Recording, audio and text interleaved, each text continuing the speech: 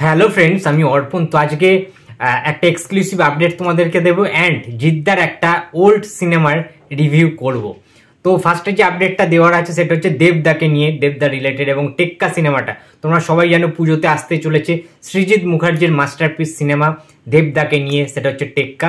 সেই সিনেমার কিন্তু ডাবিং পুরোপুরি কমপ্লিট হয়ে গিয়েছে এবং ডাবিং স্টুডিওর মনিটর থেকে কিন্তু দেবদা এবং রুক্মিণী মৈত্রর লুক কিন্তু রিভিল করে দেওয়া হয়েছে। তোমরা স্ক্রিনে দেখতেই পাচ্ছ বন্ধুরা যে একটা আলাদা রকমের কিন্তু লাগছে এই লুক দুটো।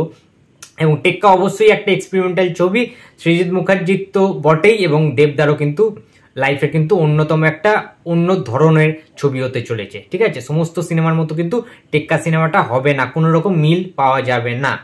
ঠিক আছে, তো এই সিনেমাটা সব ঠিকঠাক থাকলে আশা করছি 15ই আগস্ট, যেটা ইনসাইটেড নিউজ অনুযায়ী, রিউমার্স অনুযায়ী এবং বিভিন্ন ইন্টারভিউতে যেটা দেখলাম, যে জিনিসগুলো উঠে আসছে, যে 15ই আগস্ট কিন্তু দেবদার টেক্কা সিনেমার, যেটা আপকামিং পুজোতে রিলিজ করতে চলেছে, সেই টেক্কা সিনেমার টিজার কিন্তু আসতে পারে এবং খাদান সিনেমারও কিন্তু অফিসিয়াল পোস্টার আসতে পারে 15ই আগস্ট, যেমনটা আপডেট পাওয়া গেছে রিউমার্স অনুযায়ী।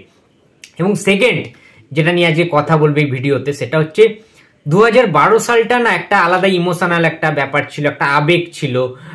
বাংলা সিনেমার রমরমা বাজারটা, যে বাংলার যে কমার্শিয়াল সিনেমা, প্রেম ভালোবাসার সিনেমা, অ্যাকশন সিনেমা, সেই জিনিসটার বাজার কিন্তু তখনও ছিল বাংলায়। 2012তে জিদ্দার আওয়ারা সিনেমাটা রিলিজ করেছিল, তোমরা মনে করে দেখো, যে সিনেমাটার পরিচালক ছিলেন রবি কিনাগি। এবং তোমাদেরকে বলে রাখি, আওয়ারা সিনেমাটা কিন্তু 2008 সালের একটা তেলেগু সিনেমার রিমেক ভার্সান ছিল, যেটা 2008 সালে রিলিজ হয়েছিল। সিনেমাটার নাম ছিল কৃষ্ণা। এই সিনেমায় অভিনয় করেছিলেন রবি তেজা এবং তৃষা। ইয়েস, তাদের কিন্তু সিনেমা ছিল, তেলেগু সিনেমা। তো সেটা কিন্তু 2008 সালে রিলিজ করেছে, সেটারই রিমেক ভার্সান করা হয়, রিমেক বের করা হয় 2012 সালে, যেটার পরিচালক ছিলেন রবি কিনাগি। তখন রবি কিনাগি প্রচুর রিমেক করতেন, তখন চলতো। ঠিক আছে, তখন সিনেমাগুলো দুর্দান্ত ব্যবসা করতো ভারতে, অত রিমেক টিমেক লোক বুঝতো না। বাঙালিরা, কলেজ স্টুডেন্টরা এবং পরিবারের লোকেরা তখনও হলে যেত। 2010, 11, 12, 13, 14তে হলে যেত মানুষ। ঠিক আছে, তো সেই সময় একটা স্মৃতি আছে আমার বন্ধুরা। রিভিউ করার আগে কিছু কথা বলতে চাই। আওয়ারাটা যখন রিলিজ করেছিল না জুলাই মাসের দিকে, তখন আমাদের স্কুলে তখন 9 বা 10-এ পড়তাম, ঠিক আমার মনে পড়ছে না। তখন কিছু ছেলে, আমাদেরই বন্ধু কিছু, তারা হঠাৎ করে স্কুল বাঙ্ক করে, স্কুল কাট মেরে সিনেমা দেখতে চলে যেত। আওয়ারা সিনেমা দেখতে যেতে আমার অনেক বন্ধুরা গিয়েছিল। হঠাৎ করে দেখছি ক্লাস ফাঁকা হয়ে গেছে। ঠিক আছে, তো অবিশ্বাস্য ব্যাপার, কোথায় গেছে তারা। তখন একটা আলাদা ক্রেজ ছিল, এটা সত্যি কথা একদম। তো একটা বন্ধু সেখান থেকে সিনেমা টিনেমা দেখে জামা ফামা উড়িয়ে সিটি ফিটি মেরে আমাদের বাড়িতে চলে এসছে, ডাইরেক্ট আমাদের বাড়ি চলে এসছে সিনেমা টিনেমা দেখে মাস্তি করে। তো সে স্কুলে ঢোকেনি, এমন নাহলে পাঁচিল টপকে স্কুলে ঢুকতে হতো, এরকম একটা ব্যাপার ছিল। তো যাই হোক, সে আমাদের বাড়িতে আসে এবং মা জিজ্ঞেস করে, যে আমার মা জিজ্ঞেস করে, কি ব্যাপার, এখন তো তোদের ছুটি হয়নি? ছুটি হতো তো সেই বিকেলবেলা, তুই এখন চলে এসেছিস, আর সে কোথায়, মানে আমার কথা জিজ্ঞেস করছিল আর কি। এবার সে একটা কি মিথ্যা কথা বলেছিল, শরীর খারাপ লাগছিল নাকি, সে চিঠি লিখে চলে এসছে হঠাৎ করে স্কুল থেকে, এরকম একটা মিথ্যে। বাট তারপরে জানা গেল যে সে সিনেমা দেখতে গেছিল আমার সব বন্ধুরা। তো যাই হোক, আওয়ারা সিনেমাটা তখন সেই রকম লেভেলের ক্রেজ ছিল, জিদ্দা এবং সায়ন্তিকার সিনেমা ছিল। তোমরা সবাই জানো সেই টাইমে সবকটা গান সুপারহিট ছিল আওয়ারা সিনেমায়। জিৎ গাঙ্গুলির মিউজিক ছিল, মিউজিক ডিরেক্টর জিৎ গাঙ্গুলি, মানে তখনকার দিনে অন্যতম সেরা ফর্মে ছিল জিৎ গাঙ্গুলি, উড়িয়ে দিত।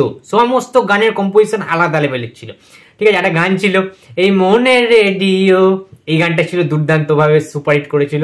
এছাড়া আওয়ারার যে টাইটেল ট্র্যাকটা ছিল, ঠিক আছে, দিলাওয়ারা কেন যে মন মরা তুই ছাড়া, এই গানটাও দারুণভাবে কিন্তু হিট করেছিল। এছাড়া ফুলকলি রে কলি রে কলি রে ফুলকলি, এরকম একটা গান ছিল।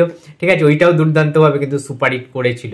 ঠিক আছে, তারপর একটা গান ছিল না, এই মনের রেডিও যদি বাজতে দিতে চায়, এরকম একটা গান ছিল। ঠিক আছে, সবকটা গান, আওয়ারা সিনেমার সবকটা গান সুপারহিট ছিল সেই টাইমে দাঁড়িয়ে। সঙ্গীত বাংলা চ্যানেলটা খুললেই আওয়ারা সিনেমার সেই গানগুলো কিন্তু দিত। এমনকি হাওড়া ব্রিজে মোনালিসা দি কিন্তু এই গানগুলো শোনাতেন, প্রচুর রিকোয়েস্ট আসতো তখনকার দিনে। ঠিক আছে, দেবদারও সব সিনেমা, বুম্বাদার সিনেমা, মিঠুন দাস সিনেমা, জিদ্দার সিনেমা, তখন ওই টাইমটা না কমার্শিয়াল সিনেমা দুর্দান্ত চলতো। ঠিক আছে, এখনকার মতো এরকম ফল হয়নি তখনকার দিনে। ঠিক আছে, তো সেক্ষেত্রে দাঁড়িয়ে মুভিটা যদি আসি ছোট্ট করে, মুভিতে প্রত্যেকটা যারা যারা আর্টিস্ট রয়েছে দারুণ অভিনয় করেছে, জিদ্দা থেকে শুরু করে আমাদের সায়ন্তিকা থেকে শুরু করে খরাজ মুখার্জি, আশিস বিদ্যার্থী, বিশ্বনাথ বসু থেকে শুরু করে, ঠিক আছে, মুকুলদা থেকে শুরু করে সবাই প্রত্যেকে, যিনি আর কি টনি রোল প্লে করেছিল, ঠিক আছে। তো ওভারঅল দারুণ সিনেমা ছিল। একটা মানে প্রেমে পড়ে যায়, সায়ন্তিকার প্রেমে পড়ে যায় জিদ্দা, এবং কিছু কিছু ডায়লগ আছে জিদ্দার, এখন অব্দি ডায়লগগুলো কিন্তু ফেমাস, ঠিক আছে। মার গুড় দিয়ে রুটি, চিনি দিয়ে চা, ফু দিয়ে খা, মানে এরকম একটা ডায়লগ ছিল জিদ্দার, ঠিক আছে। তো দারুণ মানে পপুলার হয়েছিল সেই টাইমটাতে। এবং খরাজের কিছু কিছু কমেডি পোর্শন আছে, জিদ্দা এবং খরাজের যে কেমিস্ট্রিটা, ওখানে খরাজদার নাম ছিল হচ্ছে মদন, তাকে জিদ্দা মদনা করে ডাকতো। কমেডি পোর্শনগুলো খুব স্ট্রং ছিল আওয়ারা সিনেমায়, মানে ফুল ফ্লেজে একটা কমার্শিয়াল, মানে পাওয়ার প্যাকড একটা কমার্শিয়াল সিনেমা যেরকম হওয়াটা দরকার, খুব রমকম একটা সিনেমা ছিল। এবং যে কস্টিউম খুব কালারফুল ছিল প্রত্যেকের কস্টিউম, ঠিক আছে, যেমনি অ্যাকশন ছিল, ঠিক আছে, তেমনি কমেডি ছিল, তেমনি গল্পটা ছিল। একটা মেয়েকে ভালোবেসে সে অনেক কিছুই করতে পারে জিদ্দা, এবং মানে প্রত্যেকটা পার্ট, এই সিনেমার ওভারঅল সিনেমাটা দুর্দান্ত একটা কিন্তু কমার্শিয়াল সিনেমা ছিল।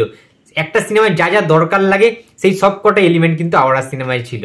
তো বন্ধুরা, তোমরা যারা যারা আওয়ারা সিনেমাটা দেখেছো, তোমাদের কেমন লাগে? পুরনো যদি স্মৃতি থাকে, তখন কিন্তু জিদ্দার বস আলাদা একটা ক্রেজ ছিল, সেই লেভেলের হ্যান্ডসাম জিদ্দার, ওরকম চুলটুল ছিল, ঠিক আছে, হালকা গোমদারিটা একদম হালকা হালকা ছিল, কানের দুল, মানে একটা আলাদা স্মার্টনেস ছিল, ঠিক আছে। তখনকার দিনে আরো ইয়াং ছিল জিদ্দা, 2012 সাল, মানে বুঝতেই পারছো তখনকার দিনে জিদ্দা দেবদা তখন একদম রমরমিয়ে সেই টাইমটা একটা চলছে।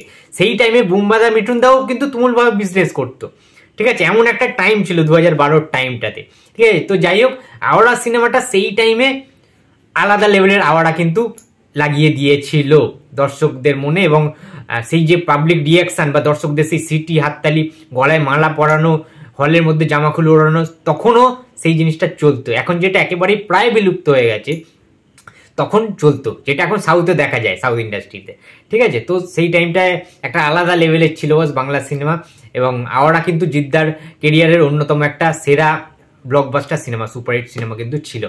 তো বন্ধুরা, এই ছিল আজকে আমার ভিডিও। তো ভিডিওটি যদি ভালো লাগে তো please like, comment and share করতে ভুলো না। যদি চ্যানেলে নতুন হয়ে থাকো তো প্লিজ সাবস্ক্রাইব করে দিও। তো দেখা হচ্ছে আবার পরের ভিডিওতে। তো টাটা।